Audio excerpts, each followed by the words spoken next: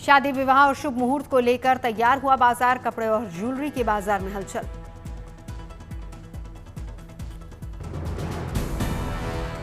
देश भर में होने वाली 46 लाख शादियों से 6.5 लाख करोड़ रुपए के व्यापार की उम्मीद।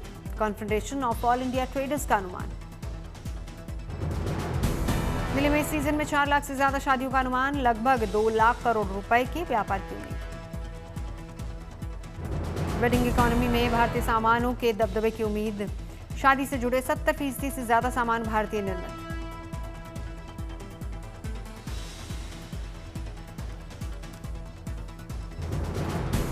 वेडिंग सीजन से पहले सोने की कीमत में दर्ज की गई गिरावट। एक्सपोर्टर्स ने खरीद के लिए बताया सबसे सही समय। 17वीं सांस्कृतिक छठाओं के बीच अंतर्राष्ट्रीय पुष्कर मेले का आगाज। डिप्टी सीएम दिया कुमारी ने किया झंडारोहण। मेले की शुरुआत में ही बना विश्व रिकॉर्ड। 101 देशी विदेशी कलाकारों ने मिलकर किया नगाड़ा बंदन।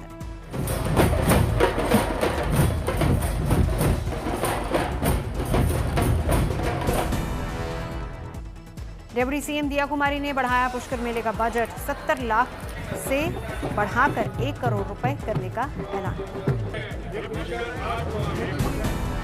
ऊंट पर सवार राजस्थान के रणबांकुरों ने बढ़ाई मेले की शान। शेखावटी के गैर नृत्य ने भी बांधा समा। पुष्कर मेले में बिकने के लिए पहुंचे 1 से बढ़कर 1 पशु। लाखों रुपए के भैंसे और घोड़े देखने को मिले। अयोध्या में भक्तों की पवित्र 14 कोसी परिक्रमा जारी। करीब 10 लाख श्रद्धालु ले रहे हैं हिस्सा। जय श्री राम की जयकारों के बीच नंगे पांव परिक्रमा पथ पर बढ़ रहे हैं भक्त। बारिश के बीच भी यात्रा जारी। मध्य प्रदेश, बिहार, राजस्थान, उत्तराखंड समेत 10 राज्यों से पहुंचे भक्त। राम मंदिर, कनक भवन और हनुमानगढ़ी में दर्शन के लिए लगी कतारें। जिला प्रशासन ने सुविधा और सुरक्षा के व्यापक इंतजाम किए। चप्पे चप्पे पर रखी जा रही सीसीटीवी कैमरे से नजर। कल सुबह 4:40 तक चलेगी परिक्रमा। देवउठनी एकादशी पर शुरू होगी पंचकोसी परिक्रमा।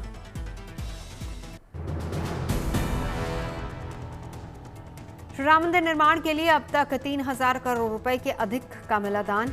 जन्मभूमि तीर्थ क्षेत्र ट्रस्ट ने जानकारी दी।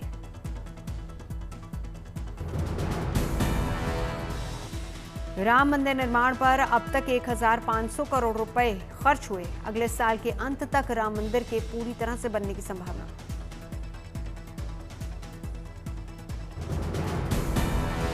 मंदिर निर्माण पूरा होने तक खर्च 1800 करोड़ रुपए तक पहुंचने का अनुमान। ट्रस्ट ने भक्तों का आभार जताया। प्रयागराज में अक्षय नवमी पर महिलाओं ने की आंवले के पेड़ की पूजा। घर में सुख शांति की कामना की। अक्षय नवमी महिलाओं ने पेड़ पौधों को बांधे रक्षा सूत्र। मिलकर मंगल गीत गाए। अयोध्या में 25 नवंबर को होने वाले ध्वजारोहण समारोह को लेकर तैयारियां अपने अंतिम चरण में। प्रधानमंत्री मोदी के हाथों होगा ध्वजारोहण। इस महासमारोह में देश भर से लगभग 8000 विशिष्ट लोगों को आमंत्रित किया गया। सुरक्षा के भी पुख्ता इंतजाम। श्रद्धालुओं को कुबेर टीला तक जाने की होगी अनुमति। प्रथम तल पर राम दरबार के दर्शन भी सीमित संख्या में ही कराए जा सकेंगे। 25 नवंबर को राम मंदिर के सभी मंदिरों में आम श्रद्धालुओं के लिए दर्शन फिलहाल बंद रहेंगे। वीआईपी मूवमेंट के चलते फैसला।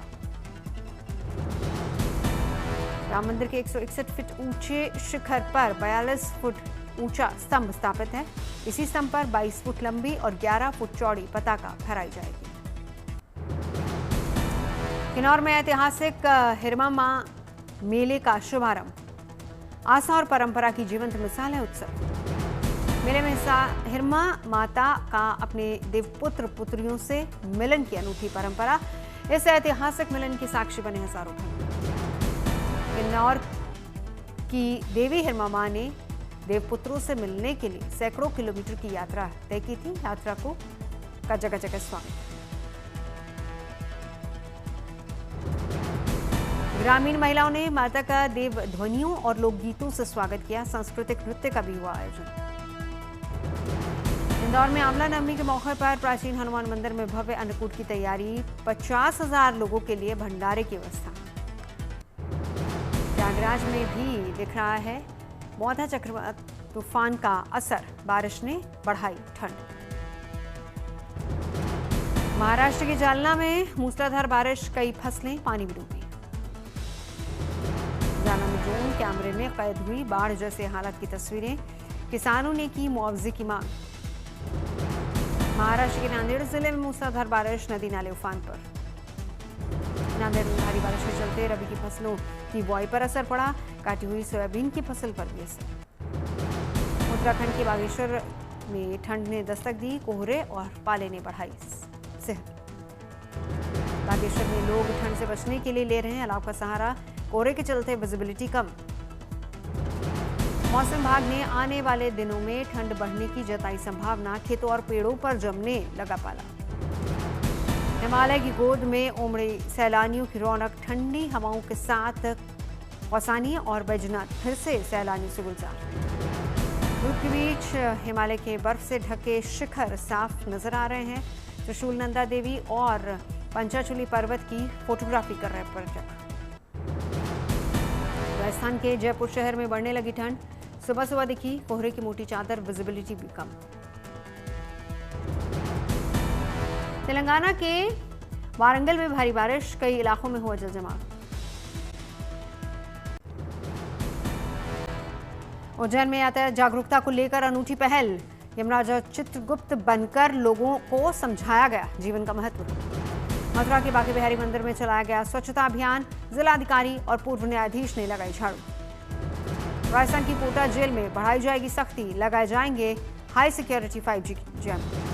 कोटा जेल में मोबाइल नेटवर्क, कॉल, मैसेज और इंटरनेट सेवाएं सब होंगी ब्लॉक। जेल के अंदर गैर कानूनी संपर्क रोकने में मिलेगी मदद। पटना के गांधी मैदान में लोकतंत्र जागरूकता को लेकर चलाया गया अभियान। अभिनेत्री नीतू चंद्रा ने बनाई रंगोली।